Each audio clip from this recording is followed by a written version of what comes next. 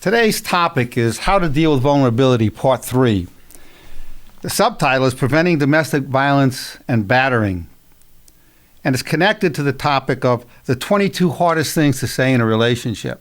As we deal with these hardest things to say, we also have a way of avoiding domestic violence and battering. And let's look at what causes domestic violence. We're talking particularly now between a man and a woman, husband, wife, boyfriend, girlfriend. If the person's on alcohol or using drugs, they're more inclined to overreact and become violent. Not that in and of itself it will make them violent. Certain drugs will even make a greater propensity towards violence, such as alcohol, such as methamphetamines. Now, if a person's tired, sick, they're also more likely to overreact. So these are some of the physical factors that predispose violence. But also, it's related to culture. Some cultures, it's more acceptable as a way of life for it to be domestic violence. And this then takes us to the area of upbringing. Children who are brought up seeing domestic violence at home think it's normal. The woman sees, well, her mother was beaten by her father. She gets beaten. She says, well, that's normal. Or the boy sees his father doing it and he beats his wife. Well, that's normal to him. So that's where the law comes in, where we have very strong legislation in the United States against this. And look at a little bit of the history of the issue. Initially, there wasn't really strong legislation. And so when the police would show up, they found a lot of times they couldn't stop the domestic violence. As a matter of fact, when they got there, sometimes the husband and wife would both turn on them. They'd be in jeopardy themselves. And so it wasn't until the legislation was firmly put in place that then they had some teeth to it. They can come in and arrest whoever was perpetuating the violence, which is very strongly enforced now in the United States. We're talking now, at a psychological level, we're talking not only physical, but also the verbal abuse. What are some of the main triggers for domestic violence and for battering? Well, jealousy is one of the biggest ones. Jealousy. And I want to address the case where there was no sexual acting out, because most cases where people become jealous and are acting out and become violent, in most cases there was not infidelity.